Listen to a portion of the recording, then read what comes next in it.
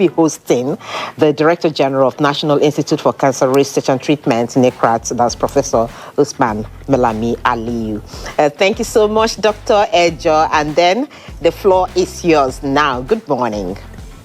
Good morning. Good morning, viewers. Welcome to another edition of Kakaki Cancer Awareness with Denise Ejo, the CEO of Common Cancer Foundation, in partnership with AIT. It's quite an interesting morning, and I want to thank you all for joining us. I've got a very special guest in the house today, and I think that we're going to have a nice conversation. So what's our topic? Our topic is all about NiCRAT, leading the vision, strategy, and engagement for the Nigerian Cancer Initiative. Prof, good morning and welcome to our program on cancer awareness. Good morning, Dr. Dennis, and thank you very much for having me here. Thank you. Thank you for giving me your time. I've been trying to get this for a long time. So let's start so that we can get this conversation really where I want it. So following the International Cancer Week, we have as our special guest, because last week was International Cancer Week in Nigeria, and today we have our special guest as Prof. No other but Professor Usman Malami Aliyu, the pioneer Director General of the National Institute for Cancer Research and Treatment, NiCRAT. I am so happy this group or this office was set up. You cannot imagine. Thank you very much for taking time out to be with me on this program. So who is Prof? Prof is a member of the Board of Trustees for ARCON, Nigeria, and the CMAC of Usman Danfodio University Teaching Hospital, Sokoto. I'm very proud of that one, Prof, because I'm an alumni. So an alumni. I really have to mention that. When I have alumni going, I want to thank you guys. I can see. I have my alma mater hosting me today, so it's a real privilege. So thank you for that too, for reminding me. I have to remind you of this one because I know about that. And it's also a member of IoTech. IoTech is starting its conference tomorrow at the Africa Educational and Training Committee, and that's what he is. And he's a past member of the NMA, Nigerian Medical Association State Chapter. So I must say, I really enjoyed this conversation. Together we fight, together we win. Let's sit down, relax, and let's have a nice conversation with Professor Aliyu as well. Prof, what do you want me to call you? Is it easy for me to just call you Prof? Because it's easier for me before I start saying it's okay. So please go ahead. Prof is okay. You don't have to. Okay, so together we fight, together we win. Welcome to this edition. I want to thank you all for taking... Prof, I firstly want to thank you for taking your time out to talk to me today, because I know your schedule is very busy. So firstly, can you share the role of NiCRAT in Nigeria? Because people don't really know who you are. You're a new organization, and for people that are not in the cancer space, we need to know who you are. And can you talk to us about how you tend to change the narrative for cancer patients nationwide? You know, I mean, cancer addict, so everything is about us. Yeah, really. So thank you very much, Dr. Dennis. The NiCRAT is an acronym standing for the National Institute for Cancer Research and Treatment. And the institute was assented to the bill for the establishment of the institute that was assented to by the then former president of the country in 2017. But it was only recently, in January 2023, that the establishment of the institute saw the light of the day. So the institute is there about like 10, 11 months old. And the establishment of the institute was as a result of the need for the coordination of the activities in cancer space in the country. And they need also for having a multi-sectoral approach to cancer care in the country. Before the establishment of the institute, as I used to say, there were so many activities going on in the cancer space in the country, but there was no coordination of all the activities. There was no agency that will coordinate all these activities to ensure that they translate into the needed impact, positive impact in the country. Now, because and also because of the growing burden, despite all what has been done, the money that the government is spending in the area of cancer, the individual efforts of the NGOs, people like you, Dr. Dennis, you've been doing a lot and you've been doing great. And because of the lack of coordination, all this has not actually been seen to make a positive impact in the country. If there is any, it's just a drop in the ocean. So it was out of that now the country decided to establish this institute. And the institute was given the following mandate. One is to provide leadership, the national leadership in cancer research, treatment, and control. The institute was also supposed to guide scientific improvement in the area of cancer prevention, treatment, and control. The institute was also charged with the responsibilities of coordinating and liaising with the wide range of groups and healthcare providers with the interests in cancer. And we are also mandated to make recommendations to the government about the cancer policies and priorities, and to assist the government with the implementation of government policies and programs in this area. The institute is also expected to assist the indigent patient, to raise a budget that will actually assist the indigent patient, cancer patient that cannot afford cancer treatment, with the money appropriated. I'm very sure that you've been hearing about the Cancer Health Fund, which the minister made mention during the International Cancer Week, that he has already gave the approval that it should be moved from the Federal Ministry of Health to the National Institute for Cancer Research and Treatment for easy disbursement to the cancer patient. This is a great move by His Excellency, the President and Commander-in-Chief of the country, Asiwaju Bola Tinubu, in line with his renewed hope agenda to actually ensure that cancer patients have been given the needed attention and the assistance they require. So I will want to commend our minister for making that bold step to actually give that approval. It's going to be an done for all cancer patients in the country. So that is just by way of introduction what NiCRAT currently is all about. Thank you. Okay, so you see, you've set the scene now. Now I'm coming to it from our strengths, our struggles as cancer advocates. So following the last ICW, this one that you just referenced, it was sad to observe, and I really have to talk about this, that there was no plan for a patient-focused day. And as an advocate, see, because I live with this disease, I am very mindful that a lot of cancer patients are feeling the fact that we're not involved in the conversations on what is going on, and we need to be at the table. So when the plans were done, how much were we involved in it?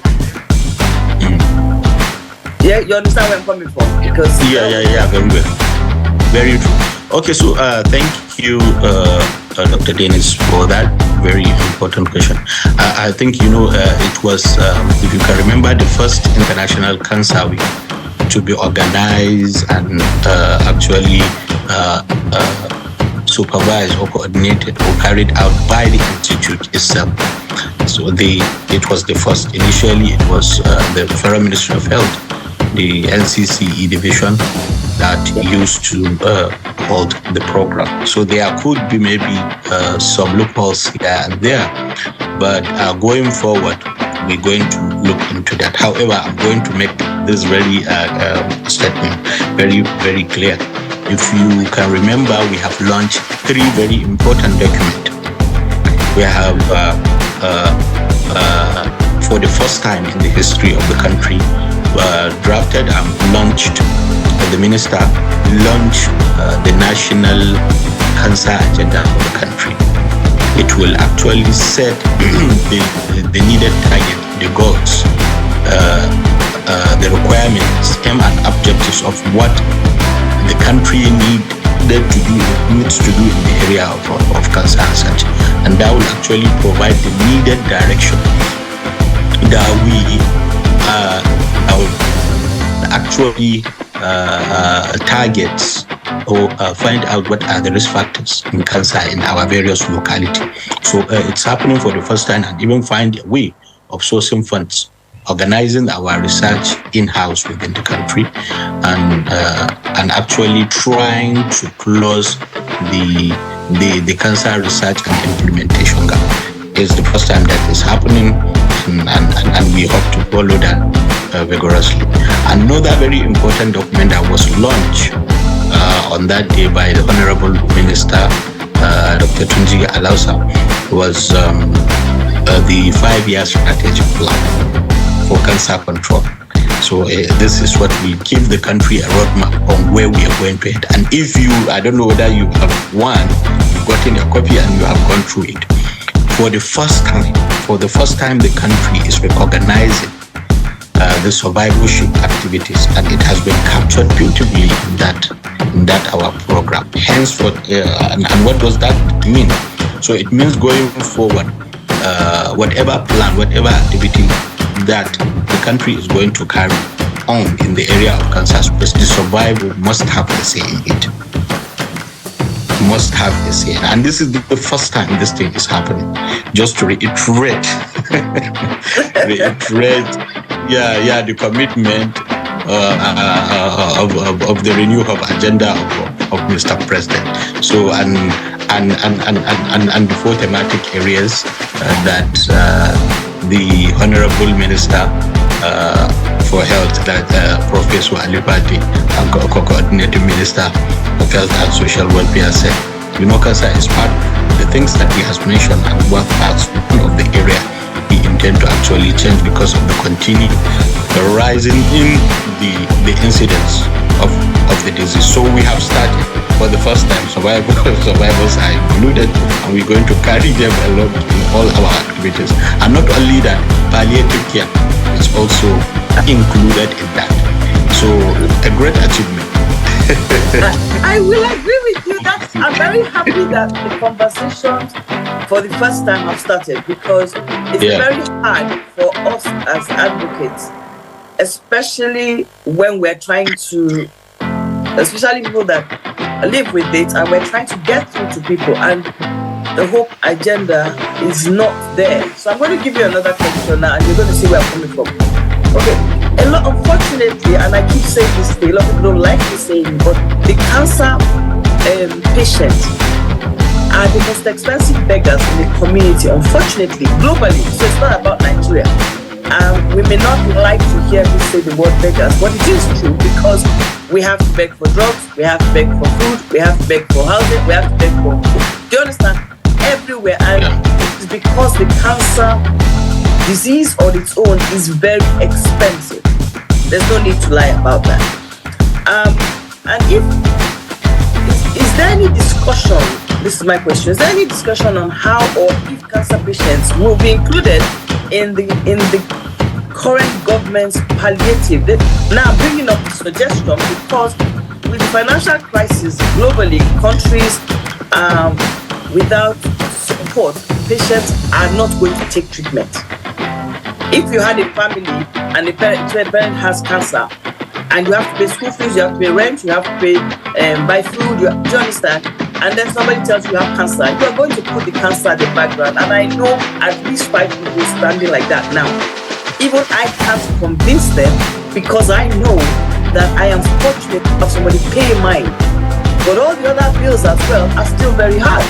So if I can say that, I can imagine where people who don't have, where do they start from?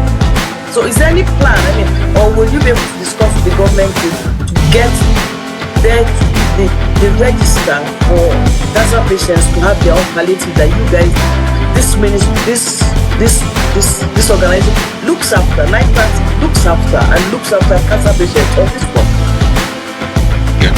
So thank you very much. That is another very important point that you brought. But however, I will have to mention this, that few days after the inauguration and swearing in of the minister, I think it was one of the key things that I discussed with the Minister of Health, the suffering, the rising incidence of cancer and the burden, as well as the suffering of the indigent cancer patient. And we discussed in details concerning the issue of cancer health fund. So I keep mentioning cancer health fund. So, and you can see the result of the discussion. So that is why I always like to commend the government of today, in line with the good health agenda. The minister during the international cancer, just last week, part of his speech, he clearly mentioned that he has moved the cancer health fund from the ministry to NiCRAT, the institute. And you know what that is. And he didn't stop there, because there was this legislative dialogue that was held in Lagos. And the legislative dialogue was focused or centered on how to better finance the cancer services in the country. And this issue of how this cancer health is going to be managed was brought, and unanimously it was agreed that what the government is putting in that fund is very small, but you cannot fault the government because there were some issues regarding the disbursement. The models that we are adopting has some features here, there are some problems. But with the coming of this government and arising from the legislative dialogue that we had, it was unanimously agreed that that amount is going to be doubled. Thank God for that. For the indigent cancer patient. And the government did not only stop here.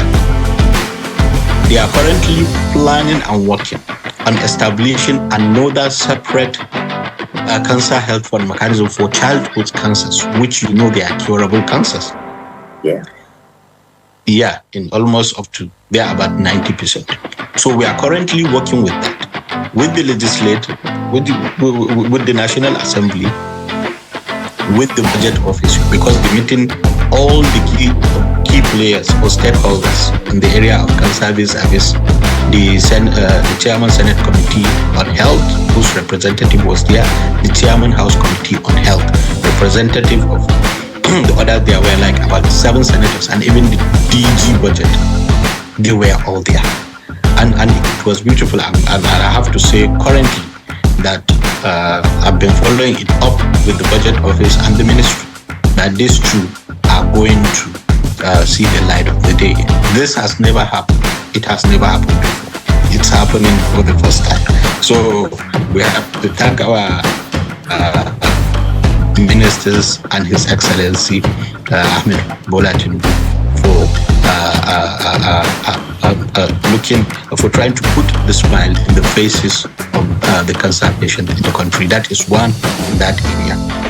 It also suffices me to mention that we've been having a series of discussions with the National Health Insurance Scheme agency, and the meeting that we've been having is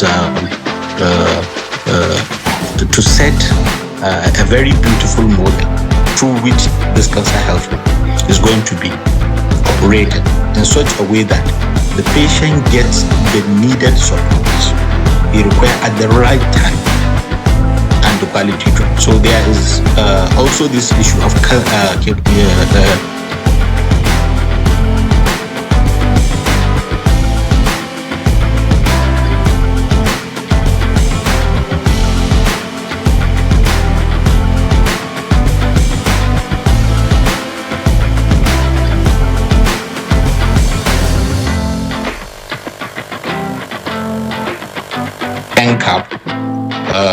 We enter into partnership with them, the NiCRAT, the National Insurance Agency, and the pharma companies to provide qualitative drug at a subsidized cost to the cancer patient. We already have like 6 to 7 centers in cancer centers of excellence across the geography that are treating for that.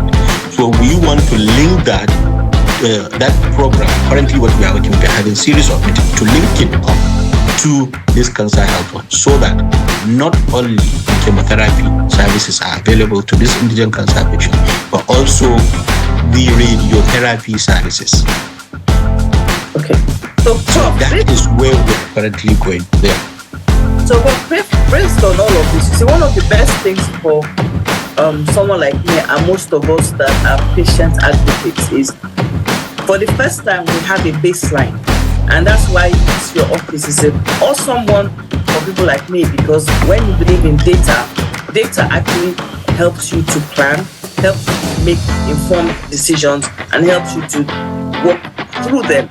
So for us now, would there be, will there be something available in 12 months to show this is what we inherited, this is where we started, this is where we are. Now, I'm not expecting, and I don't think most of us will be expecting to see a massive move in action, in physical action, even though it is urgent. But it would be nice for us to be able to see, okay, this got set up, this has done, we've got this number of patients on our list, these are the numbers that we're working with. Do you understand what I mean? So that we can always have a measuring band, something to measure progress as we go along over the next few years. That you're going to be here, where I will be coming to disturb you. I don't know if you heard my question.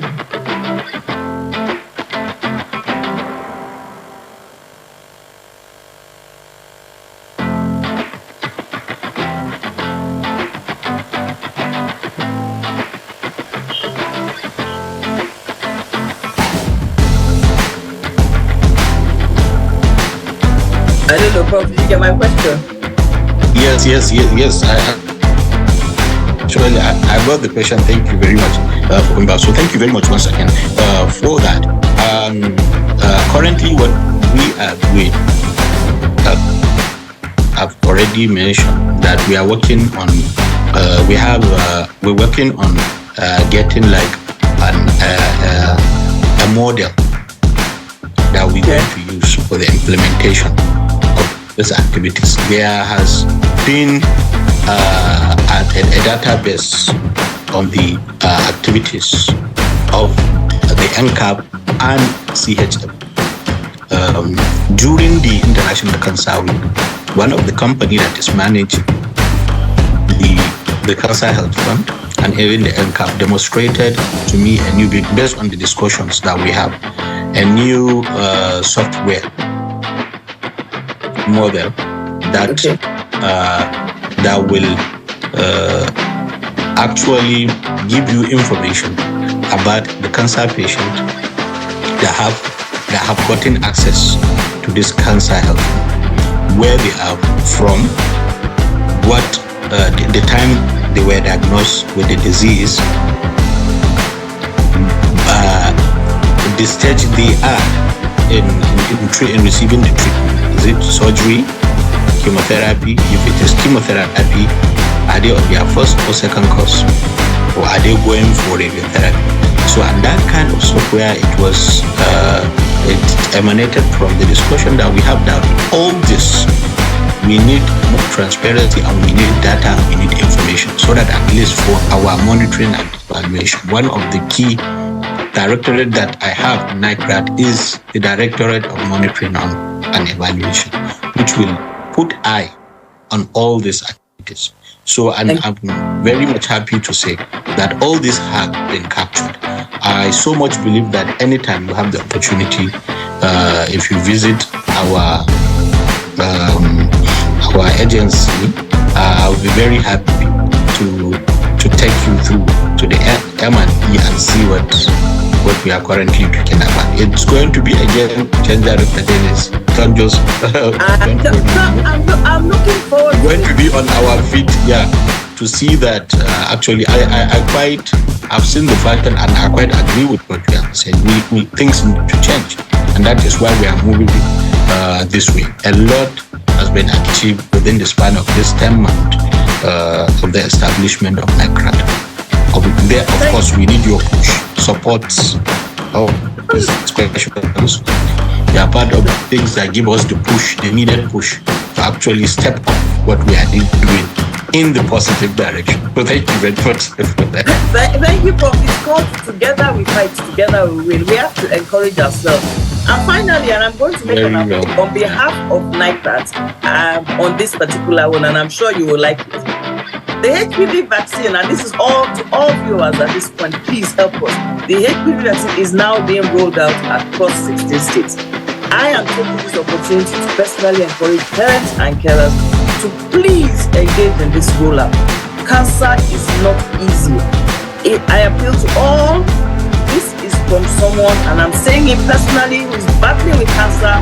It is expensive, it's hard on the body, and can challenge your well-being. Prevention is better than cure. Parents, please listen to me. Take this vaccine, get your children, and let us save lives. Going forward, we want to reduce the number of people that have cervical cancer in Nigeria. It's a key thing for the Nigerian government. Prof, why say what you want to say?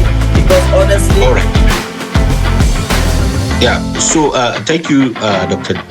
Dennis, for bringing that. It's very important to actually clarify a lot of things that have been going on regarding this HPV vaccine. People should know that this vaccine has been around for more than 15 years. And other developed countries have been have rolled it out for more than 15 years, and people, girl child and even male child have been taking it. But in the country, we always have this myths concerning the vaccine whenever we introduce new drugs or vaccines into the country. Like, during the COVID-19, similar things actually happened. A lot of people said, you have taken this vaccine, you're not going to see your next birthday. And we are. It has already gone. So, trust Nigeria. It's very common. But this is actually a very serious matter. Dr. Dennis knows that managing a single cancer patient in a family is not easy.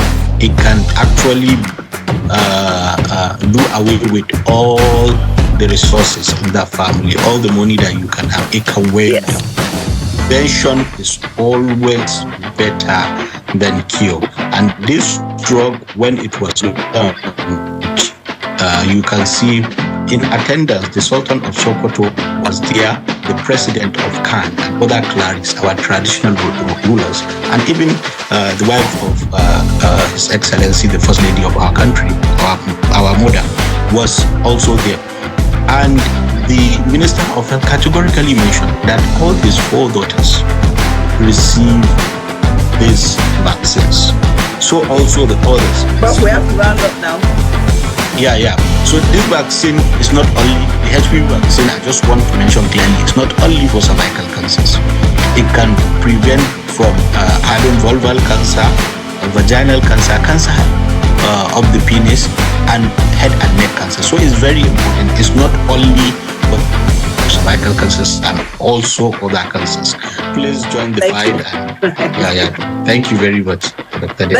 Thank you, Prof, for your time. I've taken a lot of time, and thank you, AIT, for being very patient with me on this one. Together we fight, together we win. Prof, I want to thank you, and I look forward to seeing you at IoTic, where we can continue this conversation. So together, may you all join us again in 2 weeks, where we will be talking to another of our cancer champions in our space in Nigeria on some of the things that are going on with the survivors.